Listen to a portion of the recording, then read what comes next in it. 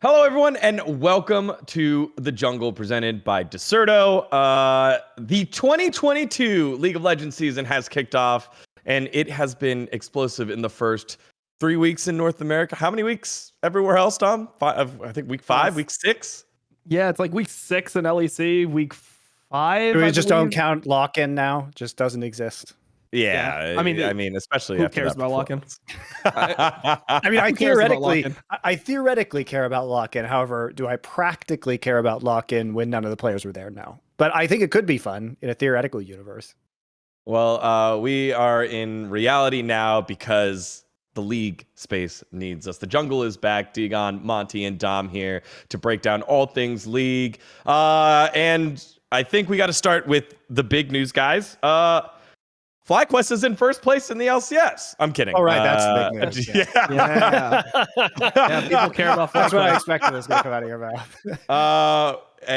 LS took over Cloud9. It was a big coup, and very, very abruptly, 4 hours before the LCS, week 2 or week 3 we're at. Week 3. Week 3, Cloud9 shot out a tweet that LS had been removed as the head coach and that Max Waldo has taken over.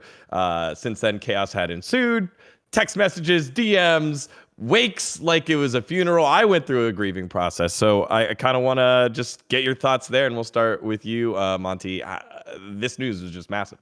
I mean, why don't you give me your fucking thoughts, guys? You're on the show with him. You're on Face.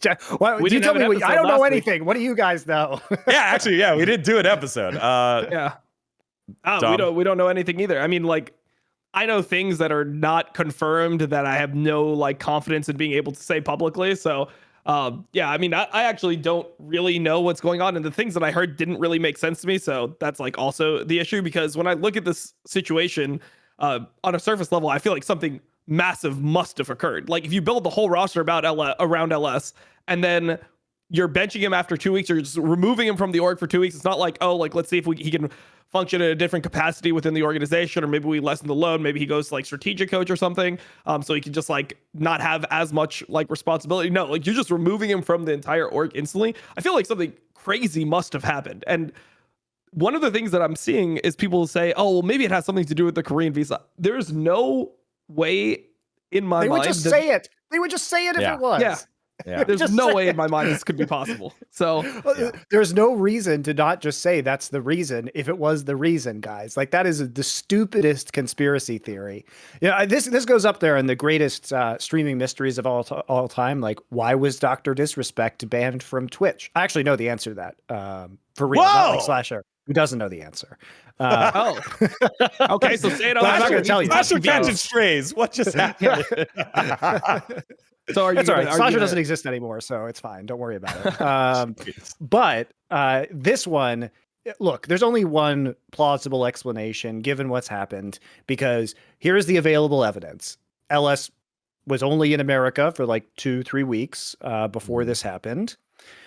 The players signed on for this project, so we know they like LS, as far as we know. The coaches are all students or friends of LS's. So the only rational explanation is that he got into a fight with Cloud9 management. That's literally it. That must be what happened. It seems like the disagreement was at least, I mean, he seems to be taking it well. So, and the org doesn't seem to, I would imagine that he signed an agreement when he left that had a non-disparagement clause in it. And I imagine that he is getting paid a significant sum of money upon exiting the org. So he's not going to say bad things. That is my theory of what happened. It seems pretty reasonable overall that there probably was some sort of disagreement between LS and Jack or other management figures on Cloud9, and that they decided that they couldn't continue forward. And honestly, this shouldn't be that surprising, because Jack in the past, if you look historically at the way he GMs the Cloud9 roster, he is unafraid to make very serious changes. Remember when he benched the whole his team. entire team? Remember when he got rid of Reapered after winning? If he senses that there's a direction that the team is going that he doesn't like, that he thinks is going to be negative in the long run, he is very decisive about that. And for all the people criticizing Jack, this move cost him a fuck ton of money, guys. Like, there's no way he made this lightly. The content was doing really well. The viewership was doing really well. The hype was doing really well. His team was playing well. They were doing interesting things. Everybody was excited. This move will cost Cloud9 and Jack literally millions of dollars, from paying whatever they're going to pay LS to leave, and then on top of all the lost revenue they could have had through sponsorship. This is a big deal. So I don't think it was made lightly, and I don't think that Jack did it because he's a clown and there's no reason. Like, he has been hands down the best GM in LCS, period. So I think that I wonder if it was like, the only other thing that I've kind of come up with that is reasonable, that isn't just chasing down the theories other than the gameplay stuff, is a management thing, not management, ownership group thing, where like, hey, where's our guy? Why isn't he at practice, or why isn't he, or can he take this type of sponsorship deal, or, you know, are there blockers to that, where it was just like, hey, they checked in earlier that week? Because the big thing about all of this is how surprising it was, because it was surprising to almost everyone except Fudge, according to this interview, if you read into it kind of hard, that he had with over at the LCS, and that he's like, oh, I could kind of see it coming, but other than that, we just have heard nothing. So it feels very abrupt. The social team didn't feel prepped for it. The management team didn't feel prepped for it. The players got told the day of, or the night before. So it very much reminds me of the time over at Golden Guardians, how it was very abrupt. It was an abrupt change of leadership and of the architect. You're taking away the architect of how things are going to go. Different here at Cloud9, because you have a lot of other people that know the system and know how it should be done, rather than what we did at Golden Guardians, where we promoted another coach. It's also still fundamentally a world caliber roster, even without LS. Like, I don't think anybody reasonably expects this team to not be top 3, given the current state of the rest of the LCS. So it seems like, while they won't have the same ceiling, I don't think, without LS, their floor is still very high. Yeah, I mean, it's really hard to take a side. I'm surprised at how the community has already decided who's right and wrong without any information yet. Like, that's the weirdest part about going into all these threads, is like, and just seeing the general response from the community, which is like, Cloud9 fucked up, right? Like, Cloud9 ruined everything. Like, that is what the sentiment is. And it's like, I know both parties, right? And I think Jack is a smart guy, and I think LS is a smart guy. So I don't think it's going to be that black and white. Like, I don't think Jack was like, maybe we just cut LS for no reason. Like, maybe we just cut him off our fucking team. Maybe I just spend a few $1 million or lose a few $1 million because I feel like it. It doesn't make sense, guys. And by the way, it's perfectly feasible that there was a strong disagreement between LS and certain members of the org that wasn't ridiculous or isn't, huge drama or anything earth-shaking. And Jack, like I said, has made tough decisions before. And if he just thought, well, we've reached a fundamental disagreement or impasse, it's just better to end this now than have it drag on and get worse over time, where it could really explode into something serious. That's a completely reasonable thing that could have occurred. But something that I hate is that the players and had to take the brunt of it, from the media, from the fans, from casters, from everybody, and not Jack, not Jonathan, stepped up to say something, to be like, hey, don't talk to the media this week, or here's what you need to say. And it sucks, but this is what you need to say this week. We didn't get any of that, and it really felt like Fudge and Max were fending for themselves, and Blabber were fending for themselves on the front. And that is literally the job of your manager, of a general manager, to prevent those things from happening outside the game so you can perform your best. And there was nothing. There was silence. So I know it's probably better to get the plan in place, but you left the players out to dry. Yeah. But to be fair to Jack, his father is currently dying, as he has said publicly. And so he has other personal issues that may be preventing him from being the face of the team and explaining. He's normally very good at that, by the way. Like, yes. He makes content, he talks about it, he's been very forward-facing with the fans and very transparent. So there are some very serious things that are happening in his personal life that he has expressed publicly on social media that are ongoing. And so I think it's somewhat unfair to hold him to that standard currently. Well, I mean, I just want to see what's happening, because people have said in interview. I mean, Darshan's said things. Fudge has said things that allude to the fact that there will be more information coming out at some point. Like, they weren't saying like, oh, well, we can't like talk. He said things will make sense when you have more information, which assumes that we will at some point soon have more information to actually be able to make like a judgment as a community as to like whether this was a fucked up decision from either end. But one thing I also wanted to throw in here is the possibility for it to actually be one of the disagreements with another member of coaching staff, for example, because one of the theories has been that like Max Waldo and LS were not getting together well. I mean, I know people are talking about like the unfollow drama on Twitter. It's like, why does LS not follow Max Waldo? Like, holy shit, like they were so close. Like, what's actually going on here? So I feel like that, like, we actually don't know anything. Like, it could have been with the players. There could have been an issue between LS and the players, an issue with LS and the management, an issue with LS within his own coaching staff. I don't want to rule anything out when I actually have no information about it. I mean, we can assume that he probably doesn't have any issue with Fudge based off the fact that he like posted today. Or Veigar V2 said some stuff as well. Yeah, or Veigar V2, who they've like cleared. So we've like eliminated some people, but it's like it's a game of Clue, you know, like we got to figure out who did what with what when. You know, that's what we're looking for here. It was Jack in the Cloud9 house with a green card. Done. That was it. We'll stop it down for there from now. All right. So that was the big news that has just been swirling around like a wildfire, but it also is testament to how much impact that LS and this Cloud9 roster had in 2 weeks. It was only 2 weeks of play because it felt like it was a global change. It felt like, I mean, it's fucking sad, man, right? Because like, it was fun to watch Cloud9. Like, it was fun to have LS in the LCS. It was fun to watch his drafts. It was fun to watch his strategies. It was fun to have his personality there.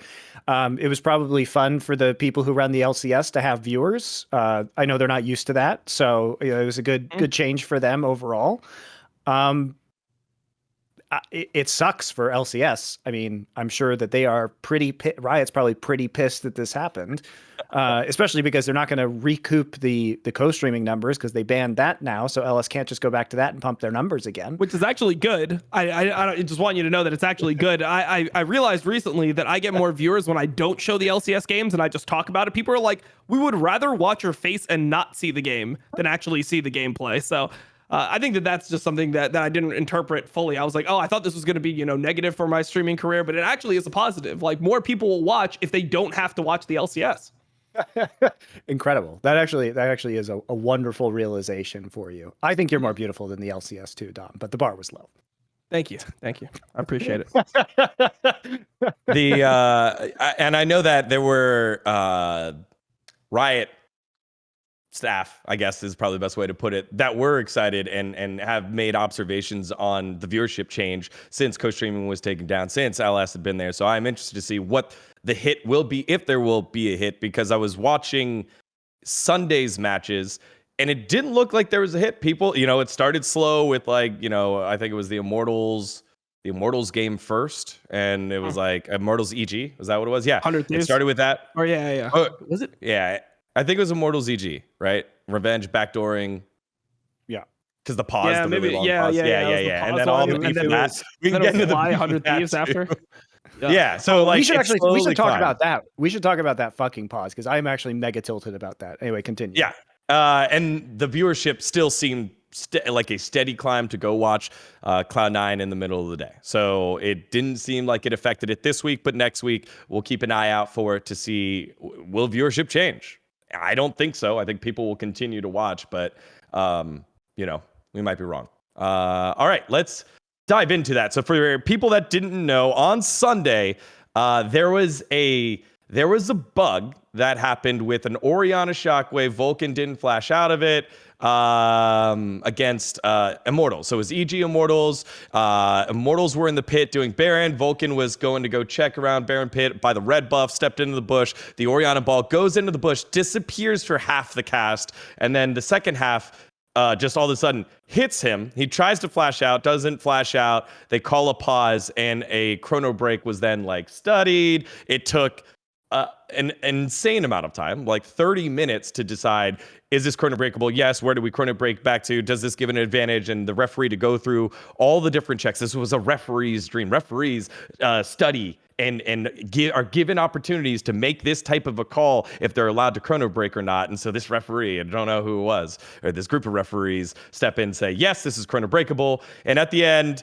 the Baron doesn't happen. Immortals win anyways because they were not because they were in an advantageous position, but they win the game. And in the interview and on Twitter subsequently, Power of Evil kind of lighting up like this was kind of bullshit because they gained an advantage.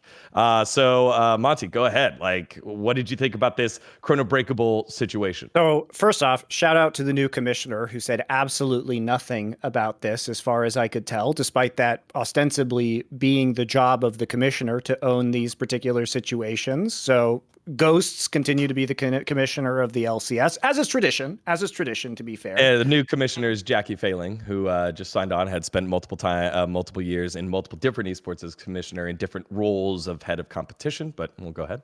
Yeah.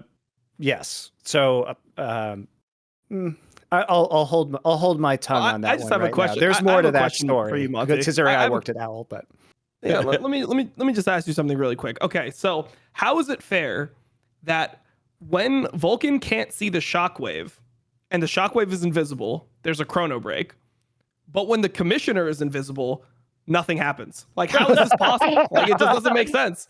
Yeah, well, see, Dom, the thing is that we can't chrono break to a time when the LCS commissioner wasn't invisible. There's never been that point in time, so we can't actually roll it back. I guess we could kind of roll it back all the way to Nick Allen. That'd be quite the chrono break, though. Yeah, Nick Allen, and then maybe I very, very distinctly remember Greeley reading off the Scouting Grounds draft notes. That was the last one. He actually posted about it recently. He's like, "Look at these cards that I read off." Incredible. Yeah. Look, as somebody who's been the commissioner of the league, I think part of the commissioner's job is to be the public face and the basically just tank aggro very publicly for the league. I think that's part of it. And having somebody who is ultimately responsible in an extremely forward-facing position is the job. That is my opinion of what a commissioner's job, part of what it entails. Anyway, which is something you did, right? You had to go through that with FPL, and it was pretty public, I remember. And you just, many times you did exactly what you said. I had to show up and issue verdicts and find people and find teams and, make those kind of decisions. And that's just what I had to do. And sometimes it sucked, especially when you're finding Brazilian teams, because Brazilian fans don't like that. Very bad time. Anyway, so, it's just part of the job. As far as this particular, jokes aside, I think she's probably still coming on board and she announced this like last week, so probably not fully onboarded yet. So my hope is that we'll see more of her publicly making these decisions and talking in the future. Where's Greeley? What if Greeley was on the side being like, "You didn't do anything? Great. That was great. That's how we roll here. You know what? Whenever we need to make a corporate announcement or an announcement on behalf of the league, we just make our freelance commentators who aren't actually representatives of the company full-time or paid like it, or including of those, benefits. We'll just have them do it instead. Don't worry about it. But jokes aside, we're going hard on Riot today. We are. Jokes aside, I think that what was egregious about that chrono break is not the fact that it happened. Like, whatever. I'll assume that Vulcan experienced this bug for the sake of this argument. I know that when they were showing it on stream, it wasn't showing it as bugged out, but God knows what he was seeing from his perspective. I don't know. Let's pretend it's real. They decided it was real. The problem is that I don't understand why they chose that moment where they were chrono breaking, which was Revenge in the bot lane getting collapsed on by Jojo Pian on the Corki. And it seems like it should have rewound further back, because the entire premise of the Baron play is that you're playing around Fog of War. So we have to talk about how Fog of War works in esports, because esports, unlike traditional sports where you can see every aspect of the field, not always, but almost every esport that's not Rocket League, operates with fog of war or imperfect information over the game state. And so the thing about it is, like, once you know that the Baron is the goal and you know the state of the game, it becomes very difficult to make that play again or to start the Baron. And fortunately, Revenge was able to actually kill Jojo Pion in like a crazy play. If that doesn't happen, I think a lot of Immortals' advantage in that scenario goes away. And what I don't get is why they couldn't rewind the game to like 10 seconds earlier and just say, here's a neutral game state that the players can then play off of. Not 1 second before Corki arrives in lane in a 2v1 versus Revenge. Yeah, that was what was confusing to me. And that's just a bad decision. Like straight up. I think it's either there, you either do it there or you do it at like the frame where Graves dies. So then it's like the same situation where like Graves is now dead because that's what actually occurred into the game. And like Vulcan is right there. And because they didn't actually know exactly how much HP the Baron was at, but this was a situation where I don't think that EG gained that much of an advantage over IMT because they know what the fuck is happening. It's not like in the game they were like having a Baron that was snuck or something where they didn't actually know what was going on.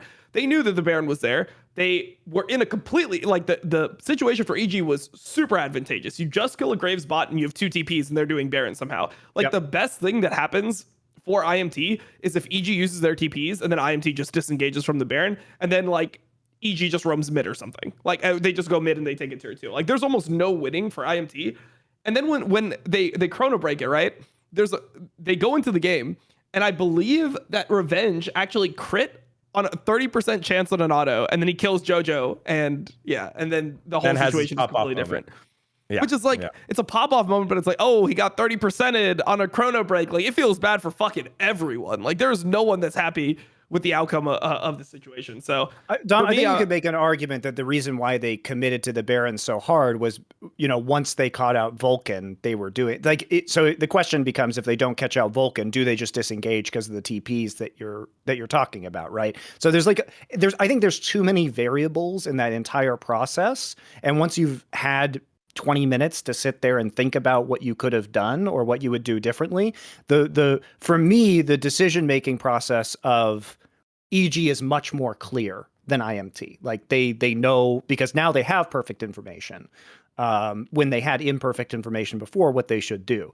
So for me, I just think it's not a neutral state. Like I think you could say, okay, when Graves dies I agree it's more neutral, but to me the most neutral is just to rewind on the split push by Revenge and just say, go from here. That it feels like that's the most fair solution. Yeah, sure. Because when they rewinded it to that play, then Revenge is mentally like prepped for the fact that he is getting engaged on. Like he knows that they are committing to like the 1v2 with TP. Like it's really clear to Revenge. So Revenge doesn't have like any decision to make with like, am I going to try to survive here? Maybe like, am I going to try to kite it out? Like, am I going to full commit? Am I dead here 100%? Like, that becomes a lot more clear to Revenge in that moment too. So I feel like the chrono break just in general is just really awful.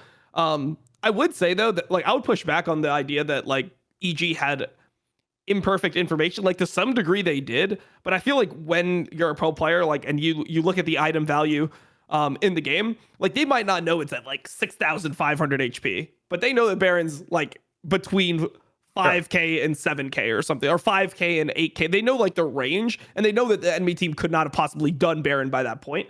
So my biggest issue with it is that like the people that are on IMT side that are saying that like this is really unfair for IMT, I think they're actually just being delusional, and it was actually an advantage for them in that situation because they made a fucking bad decision. I think that IMT actually fucked up really bad in this like real time. I think they had a fuck decision. Like their decision was, hey, we're gonna start Baron 4v3 when the enemy team is 2 TPs bot, so it's essentially just a 5v4 on the Baron. And they had no idea, like they were not close to bursting that Baron. Like they were really delusional about their own damage when they started hitting the objective. But at the same time, Dom, we can't know without being in IMT's heads, because like their idea could have just been to catch somebody like Vulcan out, which they were initially successful at. Right? Sure. I mean, I guess like maybe you can Ori ball over the wall and pick one off. I mean, even if that happens though, I still think it's like a losing proposition for you. Let's say you kill the support and then they still TP in. I literally think that EG should not have even taken the remake if they were offered, or like the Chrono Break if they were offered. I think they should have just played out the situation, because I think it was actually that winning for them. That's fair, especially because they used Shockwave to pick off the support. So that'd be Shockwave to pick off the support. And I believe maybe like Xerxes flashed over the wall, like something like that. Yeah, someone went over the wall. Yeah, I remember that. Xerxes flashes over the wall, so it's like, okay, no flash, and like they're fully turning. Yeah, I'm pretty sure that they're just actually losing the entire game right here. I think IMT is going to lose the entire game in this clip. What I like though is that we're now reaching real sports territory where replay and rewind is now a part of it. I wonder if there was a technical issue, like how far back you can chrono break a game, because I do like your stance here, Monty, in terms of like just go down the backwards in the decision tree, and then we can just have new decisions from that point, and that seems more neutral. But either way, that was a big talking point, and it did see the viewership rise during that moment. I was talking about the viewership earlier. I was like, oh, this is going to be a snoozer. No, like viewership still went up at that time. The strategic pause to gain viewership. I'm pretty sure the viewership is rising because it's the first game of the day and people are just tuning into LCS. So that's like kind of how it always, like you could literally do nothing and the viewership is going to naturally rise in the first game because people were still showing up. People were still showing up for church, and then getting the news. Hey, where's that? Imagine showing up for church knowing God isn't there. That's grim. That's very grim. That's what happened when I go to church. That was a lot of people. That's why I don't go. That was a lot of people this week. All right. So that was one of the big things that happened over this last weekend. I wanted the other thing that happened. All right, and I brought it up in jest earlier. But Flyquest 100 Thieves, that was pinned to be a big matchup, and it was a game. Flyquest end up winning. They now go top of the table with Team Liquid.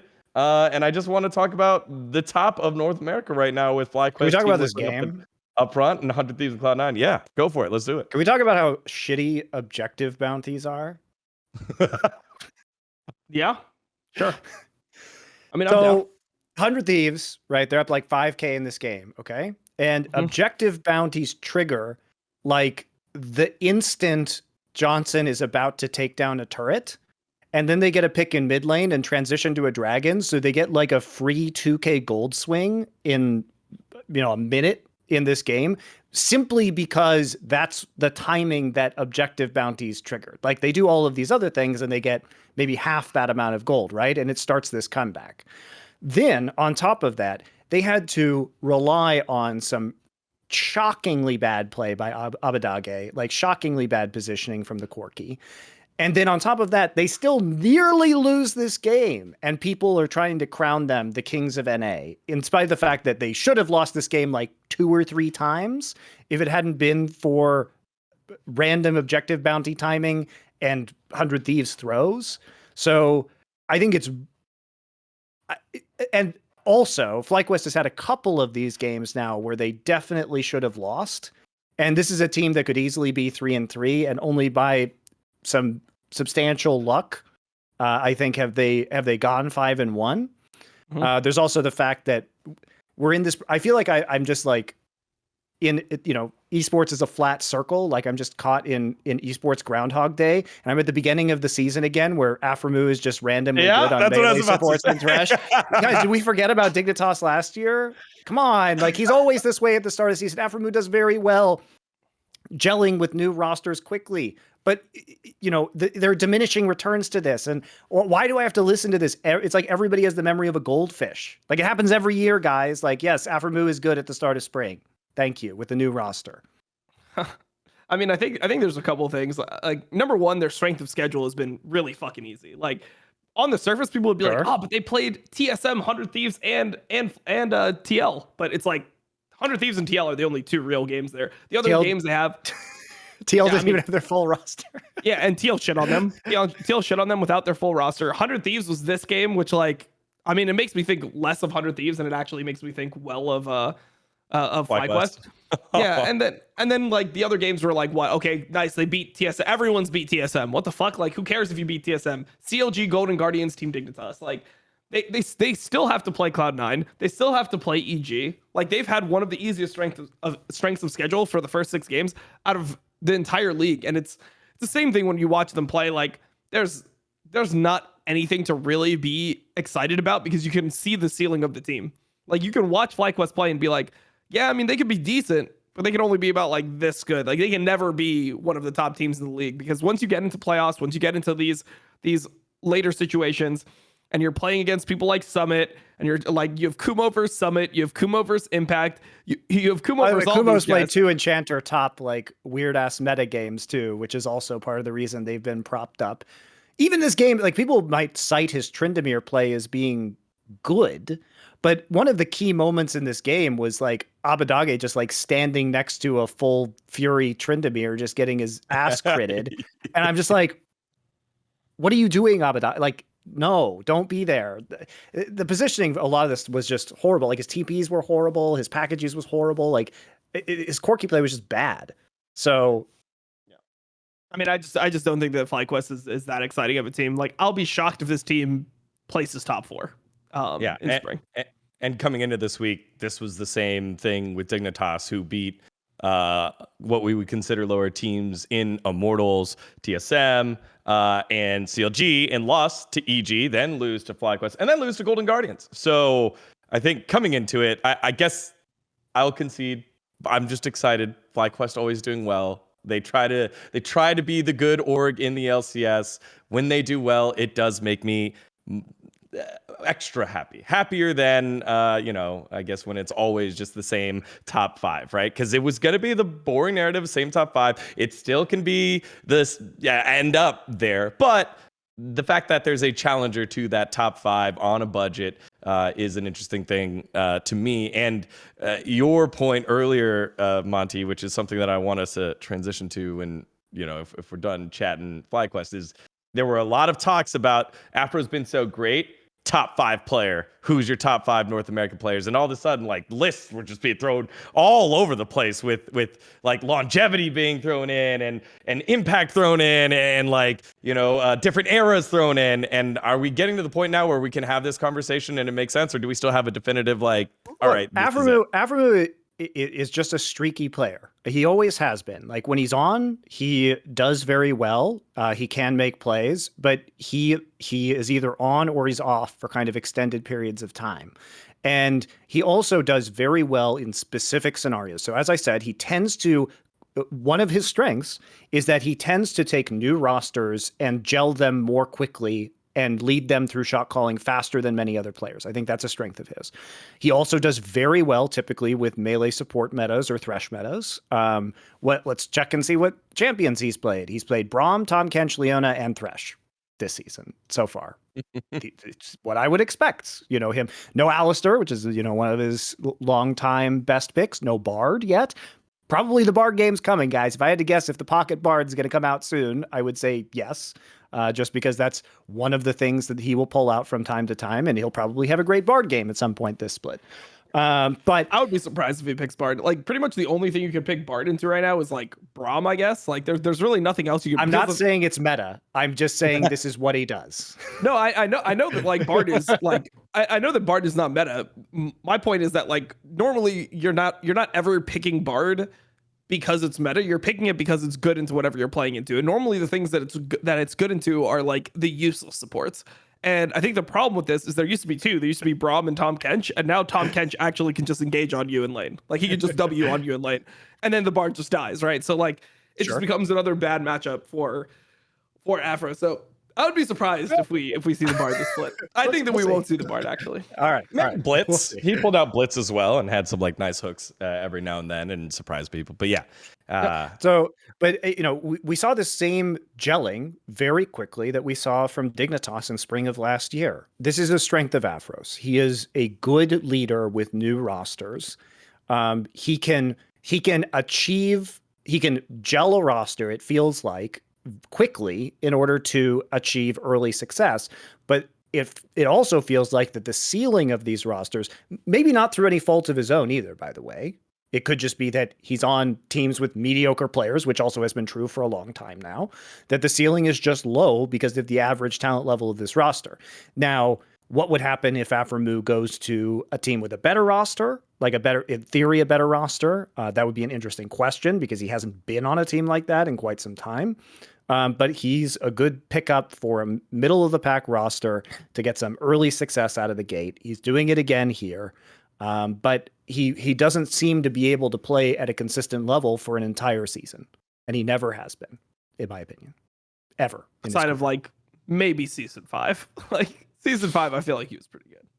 I think that there were other people on that roster that were stepping up at the time, but he's had trouble, despite the fact that he's been in LCS basically longer than anybody else besides Wild Turtle, right? Turtle. Mm-hmm. Yep. He hasn't put together really complete years, I would say. I think that's fair, and I think that's accurate, and I think that's something he's aware of. And we'll see how Flyquest do as they sit atop the table. Let's flip it upside down and set up next week's Super Week matchup. Everyone's favorite, El Trashico, when CLG and TSM are at the bottom of the table and they play each other. El Asico, yeah. Because we don't bring any class when they're at 1 and 5. CLG, TSM. We can just start with TSM now. TSM made news and thanked God. They praised whatever they prayed to. Obviously not LS. That LS got released from Cloud9 so that everyone forgot the dumpster fire that was happening over there with Gen.G shitting on his teammates on a stream to an old teammate. And it all gets translated. Gen.G getting benched for Yursan. TSM 0-4 up until that point. They're able to steal away a game from Immortals and then drop one to Cloud9 there in day number 2. TSM not looking great, Dom. What is happening with this experiment in your eyes? Well, I mean, number one, like they like canceled the experiment after 2 weeks. They like whatever they're doing now, I just don't see how this actually progresses the team forward. Like I feel like if they wanted Gen.G to be a shot call, like they got Gen.G presumably because of all the strengths that Gen.G had, right? Like he was somebody who was really aggressive, good engaged support, and he's a shot caller. Like that was his. He's just getting the TSM jungler treatment in the past, dude. You get a player for specific strengths, you ignore all of those strengths, and then you destroy them.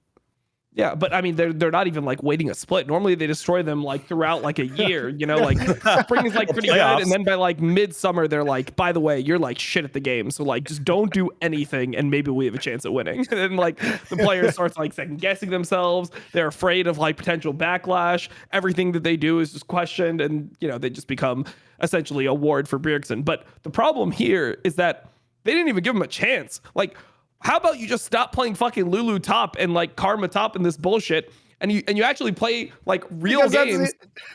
Because Dom, they think that's the only way they could win. That's the funniest part about this whole thing is that they've literally rationalized themselves into a place where they think that all-inning on tactical is going to win them the game. Imagine the darkness that creeps into your mind and your soul if you've arrived at that location. Oh. Yeah, I mean, I think my problem is that my problem with the whole thing is that when you're setting up a team, right? The whole idea that they had and all the communication was that they wanted to develop a team that was going to be really strong by summer, by when things actually fucking mattered, by playoffs. Who said whatever. that, by the way? Remind me.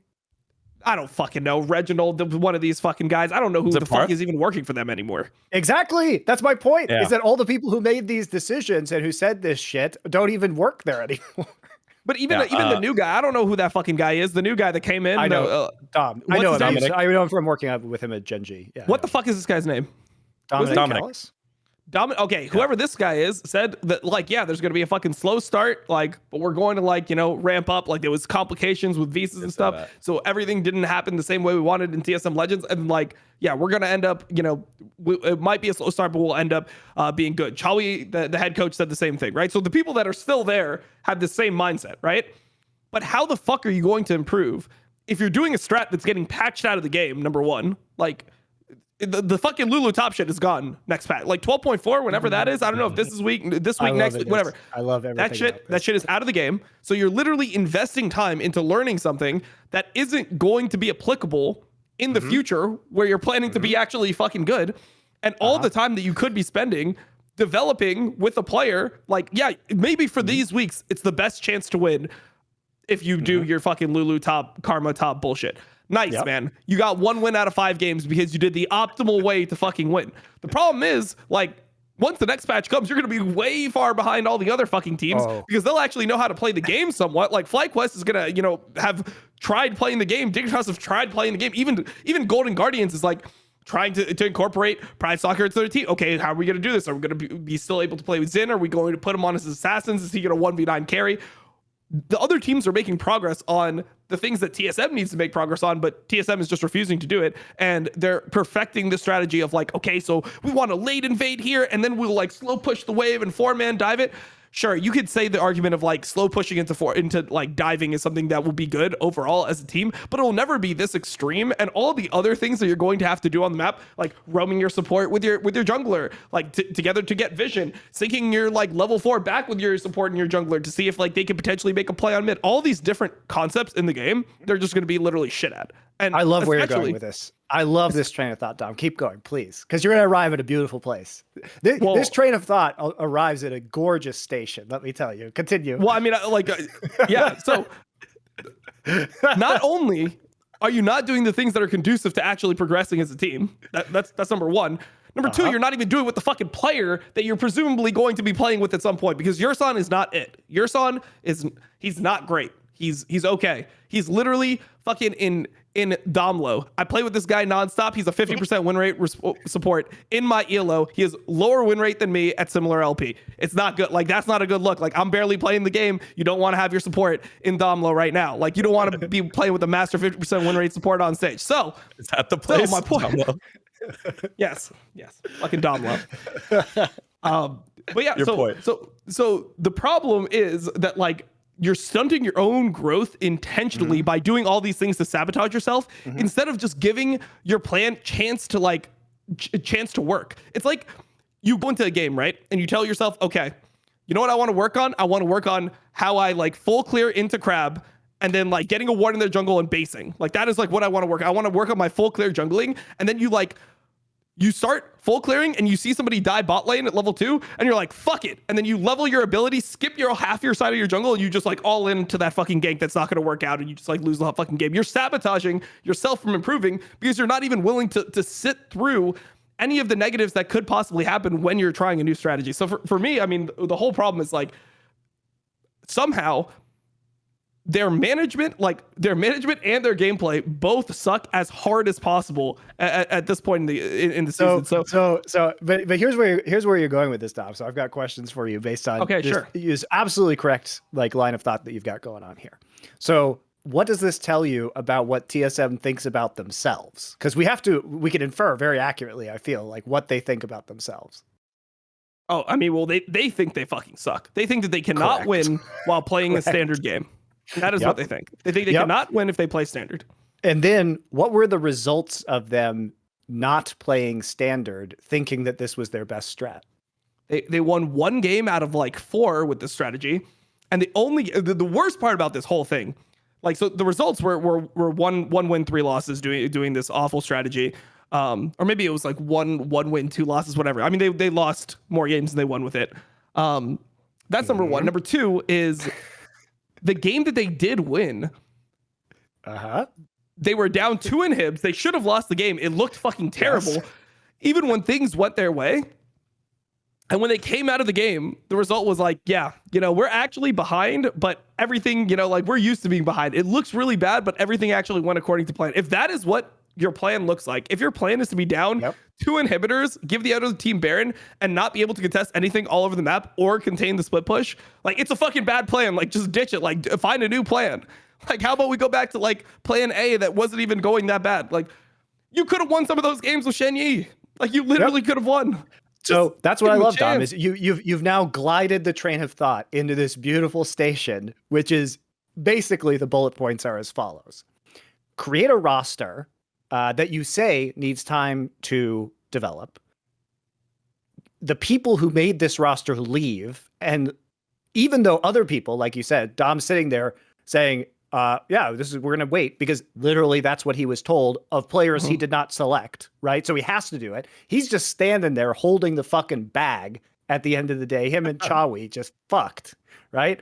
Then they're so terrible that they need to, as you point out, all in on a strategy that is not going to be viable at the expense of practicing things that will be viable in the future. And then they don't even win with that strategy, and definitely should have lost every game that they played with it. And they even got rocked by a team that just lost their coach and can't, as far as strategies go, I thought the TSM strat might actually work against Cloud9 because of morale and because of the fact that that team cannot really communicate with each other right now, especially top laner into several other members of the team, which makes it very difficult to counteract that strategy, because it's basically you have to funnel and carry as the top laner. Now, Summit did a great job in the end. It's a little shaky at the beginning, but that last play he made was, I think, very good.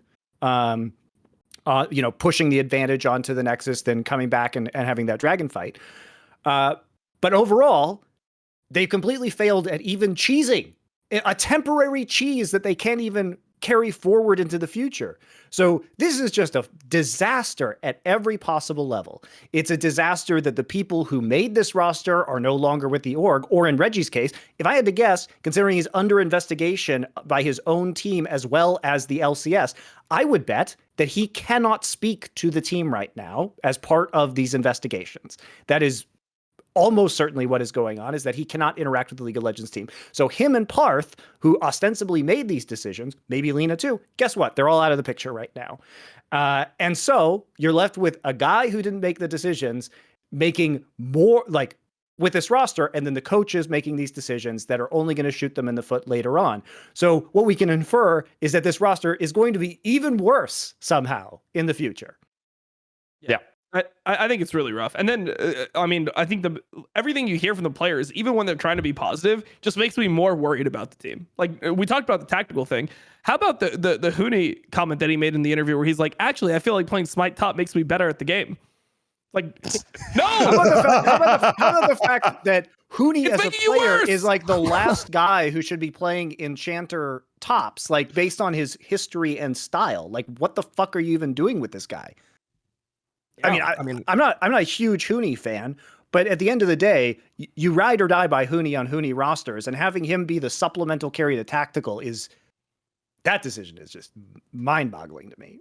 Yeah, and Tactical's just playing a lot worse. Tactical's just falling off split to split to split. Like, I held out for like a whole year. I'm like, guys, it's just a fucking sophomore slump, Copium. Like, I know he only played really one split in 2020, but in 2021, it was all a fluke. Like, he'll be really good again. He just needs to refight. And then now he's just like, I don't know, man. Like, he has like some okay games, but yeah, for the majority of it, I just don't feel like he's a reliable carry, which is what you would want if you're doing the strategy. Like, if you're doing the strategy, you need your AD carry to be the type of player that's like maybe slow starting, maybe doesn't get that many kills naturally, but he's the type of guy that will carry a game 1v9, and he's just not going to die. He's never going to int in an important moment, which is just, that's just not him. So yeah, Tactical has been on the razor's edge and landed on the razor more time than not. I know I did this before and I got destroyed by it, but you know what, TSM fans, I got you. Sources say that your son will not be there that long. Shenyi will obviously come back into the roster. They will come back and put it together because the move was made for non-gameplay stuff, which is why the Reddit stuff.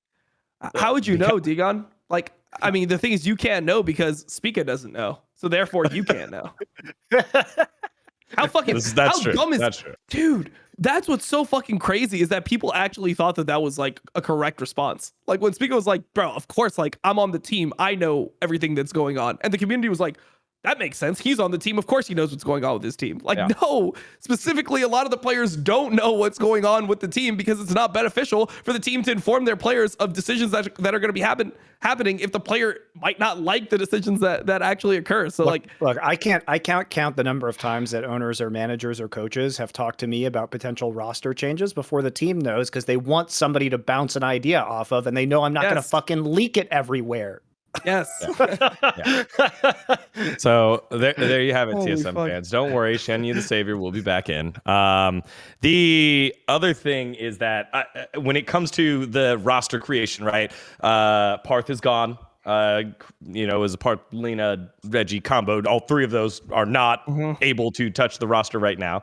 But also the whole firing was like a big deal, right? TSM has fired a staff member. I was like, oh shit, like who's gone? It was Tonington James, who was the assistant general manager under Parth. Yeah, so he was the assistant so even the general other manager guy who made the under decision is Parth. also gone. Jesus Christ. At the end of last season, like during the off season, and then rejoined as an assistant coach, and then was fired like afterwards. So like he like left, TSM came back, Legends. and then left again. Yeah, he was the guy doing the huddle, saying all the nice things. Nah, this guy who's doing the huddle, he's supposed to be like the hype man. He's like, guys, like I know things are rough, but you guys need to believe in yourself. They're like, get that fucking positivity out of here. And that's what it feels like. That's what it feels like. It feels like they're just like, hey, we need a fall guy for our 0-4 start, the worst start ever. And next week we're actually playing 100 Thieves and TL and a rivalry game against CLG. We might start 1-8 and have the worst start in the history of TSM. Let's fire our positive guy. What a great time for me to be alive, by the way. We've finally proven that it wasn't Reggie being some sort of genius GM, that it was really just Bjergsem being good and then attracting other good players to him. Because as soon as he goes away, look at what happens. Right. Well, also, we've now lost the power of Daddy Reggie coming down the stairs and motivating the team, right? So let's hold off there, Monty, before we make big brash assumptions that it was all Bjergsem. That's we right. still haven't. If only Reggie was there to motivate people. Well, I mean, so I actually thought that was the most key part when this roster signed. I mean, one of my original takes was I thought that it was actually really good that they got two players that speak basically no English. So then when they're getting verbally assaulted by their boss, they couldn't interpret like the severity of the language. Completely. To be fair, I speak English and I can barely understand Reggie, so. Allegedly. I can understand Reggie better than whoever the fuck writes their PR. I can tell you that.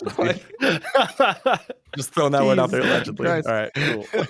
Allegedly.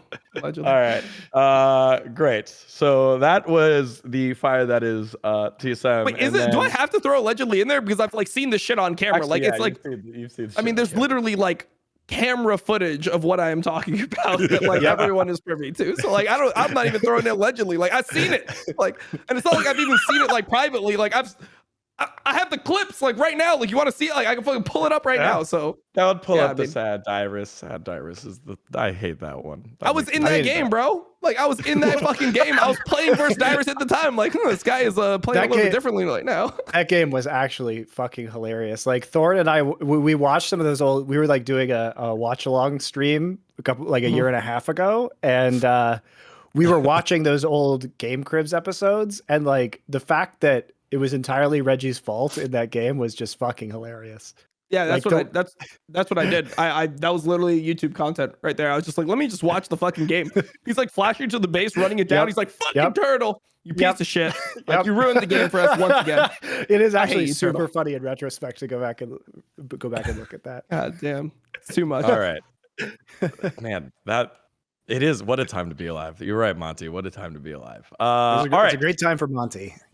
The other side of El Asico is CLG. They tried to put together the younger roster, and so on the hands of Kami and Think Card, they have the Bobby J, Juanito, Palafox, and then the duo from 100 Thieves.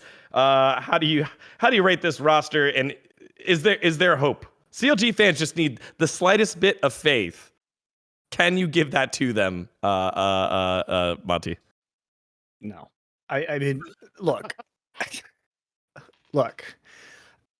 Palafox, we were talking about this before the show started, but Palafox was dealt as part of one of the old Jack bargain packages, bargain discounts with Licorice. By the way, last year Flyquest wanted Licorice, do they really want Diamond and Palafox? They had to take them as part of the package deal because that was the only way that Jack was going to sell them. Because what Jack does is he will sabotage your roster by forcing you to take players so that he knows your roster can't be good. Because he's like, ooh, Licorice, he used to be good. Maybe he'll be good again. But I got Diamond and Palafox, so if I just bundle them all together, I can create a team that's definitely going to be worse than mine.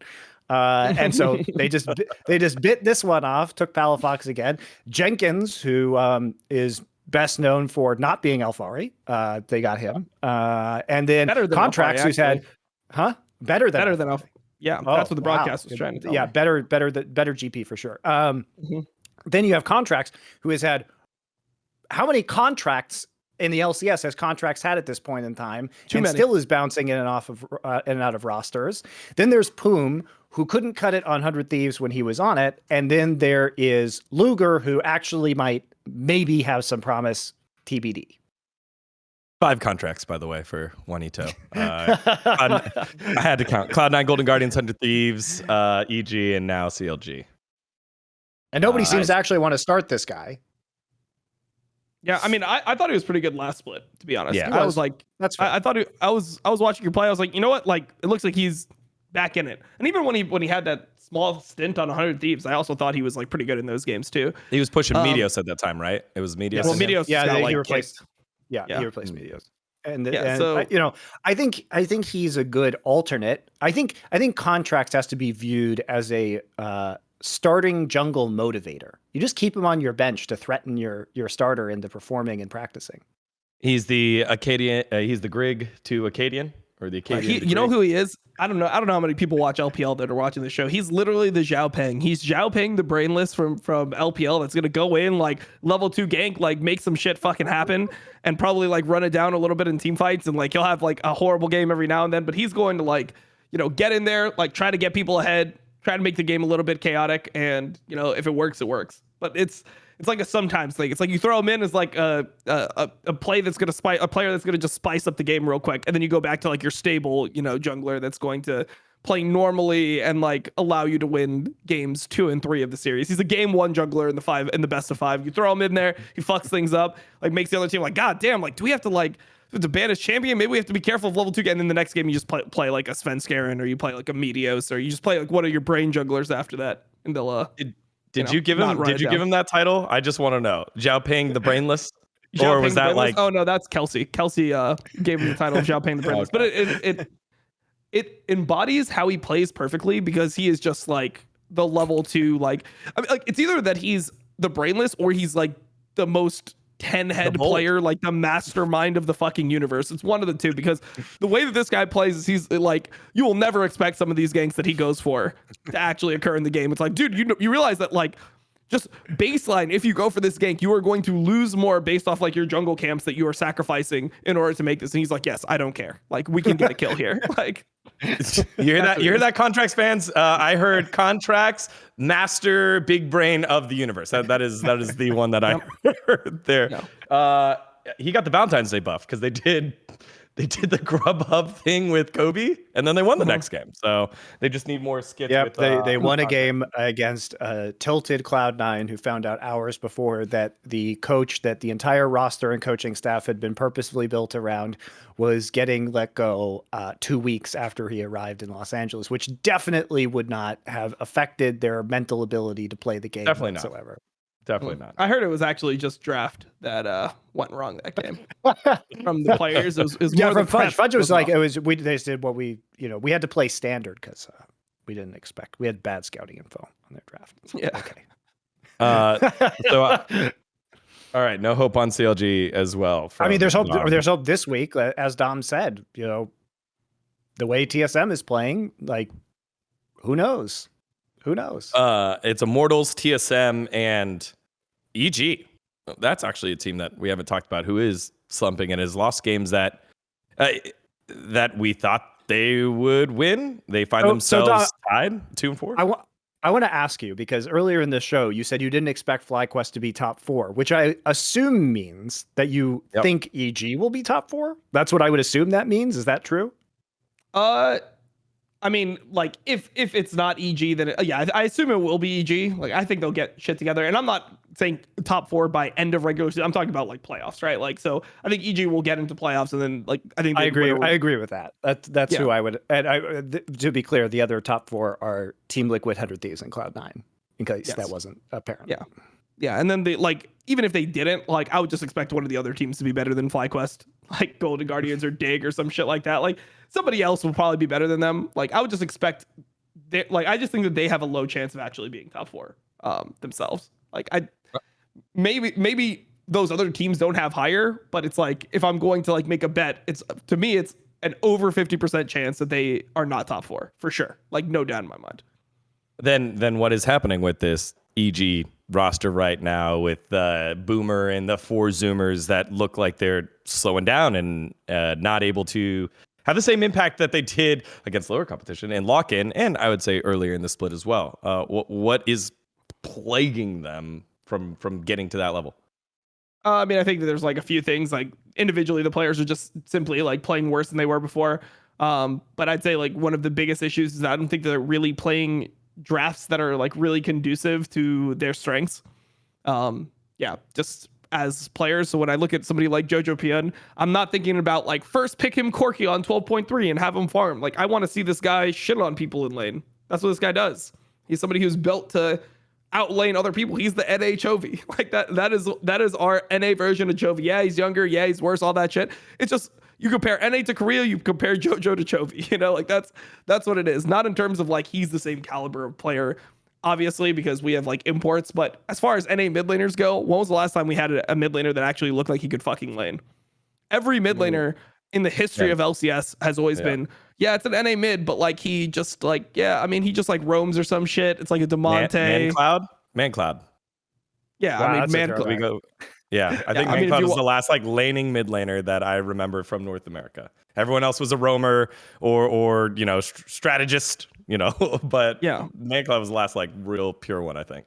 Well, it's also, I think part of it is, and I talked to Peter Dunn about this on Summoning Insight, but just the fact that during lock-in, the way that EG was distributing resources, the comparison that I made was that last year, Danny was actually getting very few resources past 15 minutes. And it was kind of like, he was there more or less to wave clear, to provide pressure on turrets. And a lot of the resources were moving over to mid lane in particular, because of Jizuke's playstyle and because of the pressure he would exert. But EG seems to have a very specific formula of when they get a rookie player of not over investing in them in terms of their necessity to carry by playing them in lower resource situations, which is what they were doing to Jojo as well. And it applies to the way they assign lanes after 15 minutes into the game and who's getting that farm. And Danny has actually taken up a lot of that farm now, which is a big change from last year. Part of it's changed the meta,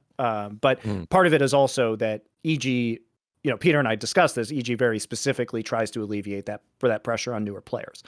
Now, I think to Dom's point, he has shown a lot of strength in the laning phase. He has shown less strength, which is to be expected when it comes to knowing the intricacies of the macro game, because he hasn't been a pro player or even a League of Legends player for very long, and pro macro is very different than what he would have experienced in solo queue.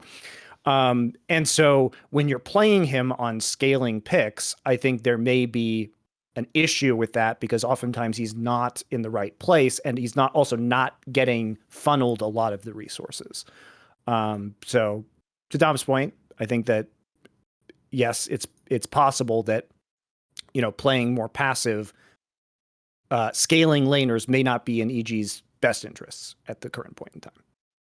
I mean, when I look at Jojo, I don't feel like he's the type of player that it's like, oh, we got to like make sure that he doesn't have too much pressure on him. Like, this guy seems confident. He seems like he can fucking handle him. Just let him play like the fucking Giga Chat he is. Like, let him just fucking rock up in lane and just big dick. I appreciate that perspective, but you and I can't know, without. I think the coaching staff probably knows better about the kind of, and he may be ready for that, but I'm just saying that EG has been very deliberate in terms of how they introduce new players, and that they themselves have been cautious about that from a coaching perspective, which I may not be necessary in Jojo Pion's case, but it doesn't prevent them from doing it.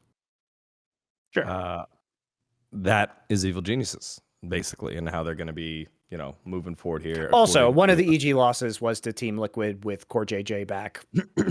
We expect Team Liquid to absolutely smash this league now that LS is gone. I think it's fair to say that they're not really going to be challenged over much. I think TSM's gonna come back, but also like one thing that needs to be thrown in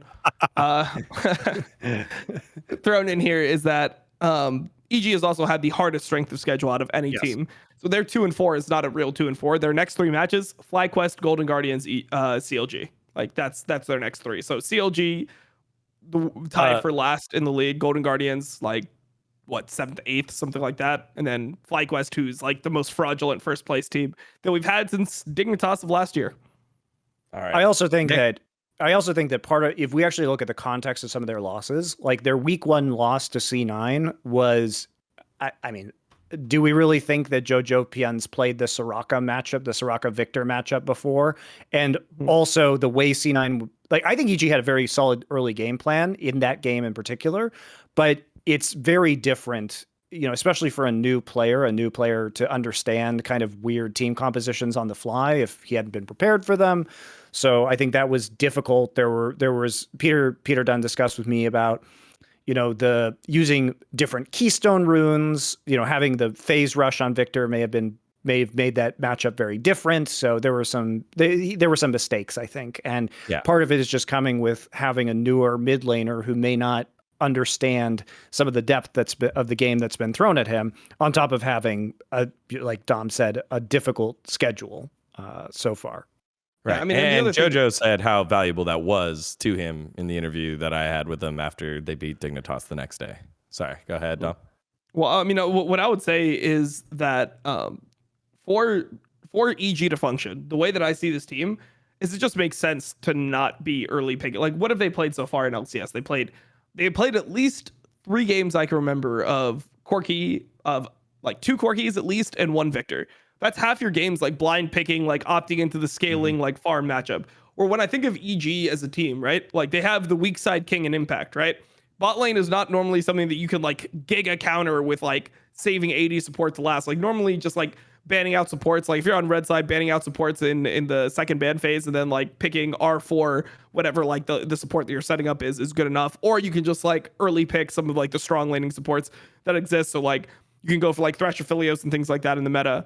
Etc. So I feel like when EG sets up their draft, the way that I think they would be most effective is giving Jojo the counter pick. He's like the superstar that has all the fucking solo queue picks. This is like the rank 1 solo queue player that plays everything. Like he plays like Lucian mid, the AD mid laners. He plays Sylas. He plays all the fucking counter picks in the game. So I feel like even if he can be that Victor Corki guy, I just think it takes a lot of the spice out of EG and like the potential out of like again though, like I think you would be a very different coach for EG than the coaches that they have, because their coaches are pretty conservative about this stuff. And you're right, Jojo Pian only has a 40% counter pick rate so far in the 6 games.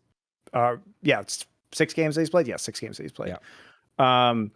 And so it has been lower overall, but at the same time they're clearly just trying to take the safe picks for him, which may be the wrong call in this particular case, but that it's pretty clear that's what they're doing. It's been 3 Corkis, a Victor, a Ryze, and an Akali.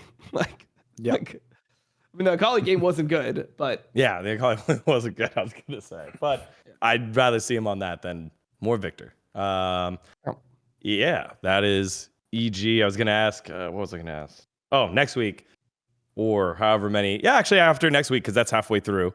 I need to ask, like, how many wins until Flyquest isn't fraudulent, or is it like until they like do something in the spring split playoffs? Until they win the first round of playoffs. Okay, that's there for me. They could literally be first if they lose the first. Like until I see them going into the semifinals, like and like 2 teams have been eliminated, they're top 4, and they have like they looked good in their quarterfinals match, and they are playing against 100 Thieves in the semifinals or some shit, or C9 in the semifinals, TL in the semifinals. Up until I see them actually make progress past like having a good record, like a kind of good record, because they're 5-1 right now. So realistically, like how bad can they be? Even if they fucking are terrible from here on out, like they could easily end up with like a 9-9, a 10-8. And normally 10 wins is like good enough to get into playoffs. 9 wins is sometimes good. 10 wins is definitely good to get into playoffs. So I think that they can like they've had a good enough start that they're gonna be fine. and they probably should be able to beat out like whoever is going to be competing with them. Like, for example, TSM. Like, TSM is looking really hard to make playoffs because they have hard matches to come and they look like they're dog shit. Flyquest, I think, is like a little better than TSM, but they have harder matches and I don't think their ceiling is as high. So we'll have to see with them. But yeah, I mean, for me, when I'll start actually believing in Flyquest is when they win a playoff series.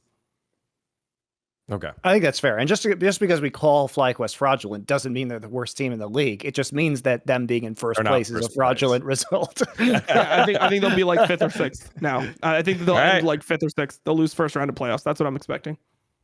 Yeah, and if they don't, that means we set up the conversation with them in Houston. Top 4 means you're going to Houston, right? I guess if they do first place match and third place match, hopefully. Yeah, Houston is happening. Copium. We'll see. Okay. I don't know what you're talking about, Dom. All the sporting events in America are open right now. What possible reason could there be for no live League of Legends match to happen when every single sporting event is ready? What do you think the reason is?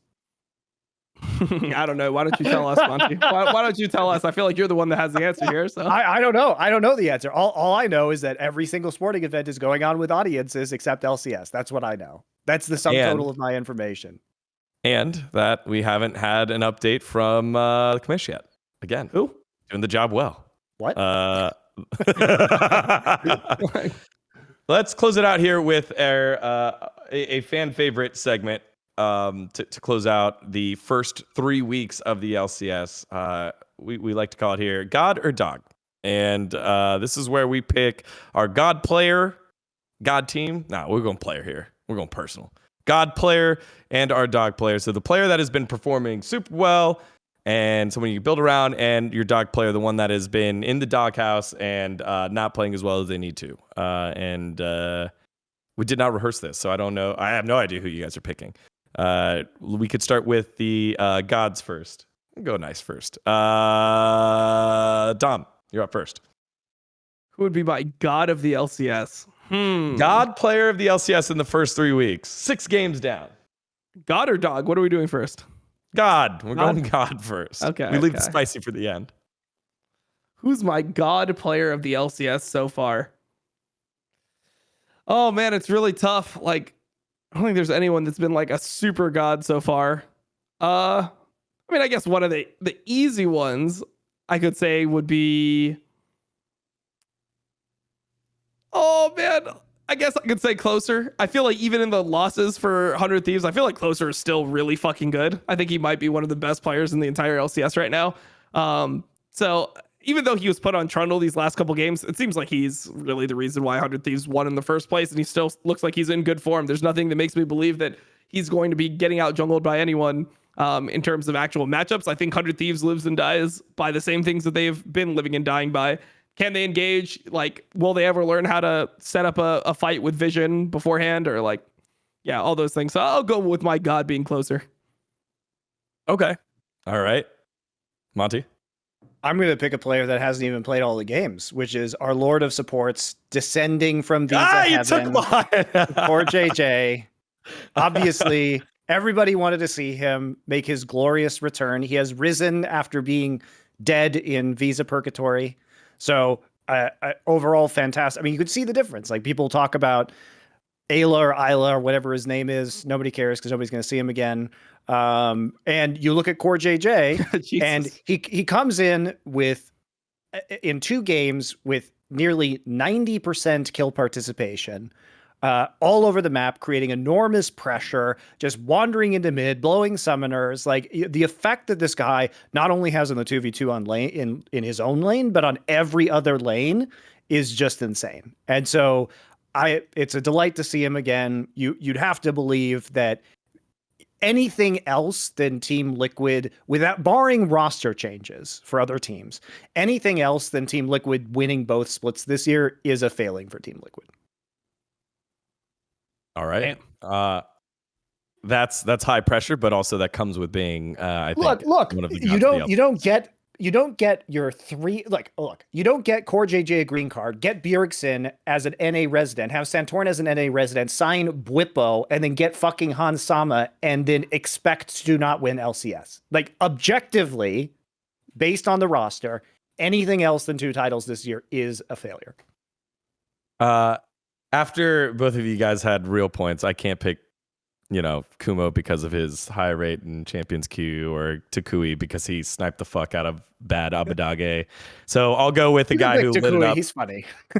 He's great. He's a very good interview, but I'll go with another great interview and a guy who has lit up his role in Berserker, who has come in and hasn't really made too many wrong steps, did a willingness to play like the weird shit on the Karthus as well, but that Aphelios game is going to stick out for quite some time with Berserker just kind of running through the AD carry role where we've seen other people struggle. We've seen Neo struggle. We've seen Danny not be unlocked quite yet. We've seen Turtle. We've seen Tactical struggle, and he is thriving in this AD carry meta and being put in positions to carry and carry. And I think that's always something you want to see. Divine AD carry play is what I live for, and Berserker has provided it for Cloud9. So let's go to everyone's favorite. It's time for the dog. Who's been the dog in the doghouse? So go ahead, Dom. You can go first, or we can go inverse. I know who I picked. Okay, sure. Go inverse. All right. Hold on. I have to look at. I have to contemplate. You have to relook. All right. God, it just hurts, right? Because like anytime I pick someone, I'm like, I'm not interviewing that guy anytime soon. So that makes it really easy to pick someone on TSM. However, I think that's too easy. I think for me, the dog player, and I mean this in the sense of the word of like, they're in the dog house. It has to be my boy Juanito. Contracts has looked bad in the games that they've lost. When he looks good, they're great. Well, so you realize that they've lost 5 out of the 6 games, right? Yes, and which is crazy because it was literally every game. He looks bad almost every game. They beat sad Cloud9, dude.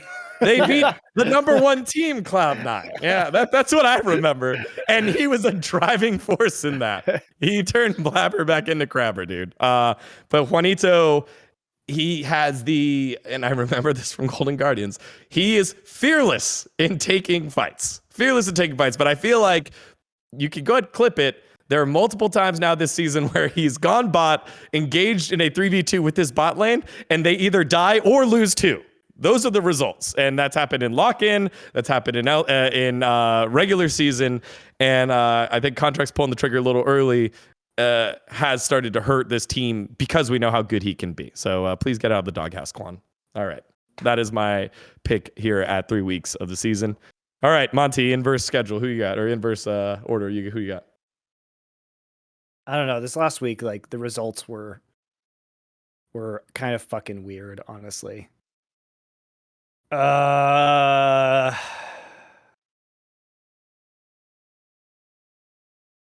thought you really had one. No, I mean there've been a bunch of like kind of individually bad play. Like Abadage's game against Flyquest was kind of shockingly terrible. That's what I thought you were going. Yeah, you're gonna do like a classy doghouse. Yeah, basically, I just don't want to see this guy playing Corki, and I don't want to see him standing next to full Fury Tryndamirs, and I don't want to see him like packaging across a Veigar in the back line. Like, it's just the whole performance was pretty sad overall. But it's also not entirely his fault that they lost. Like I said at the beginning, a lot of it was kind of the gold swing that was able to come back due to the objective bounties.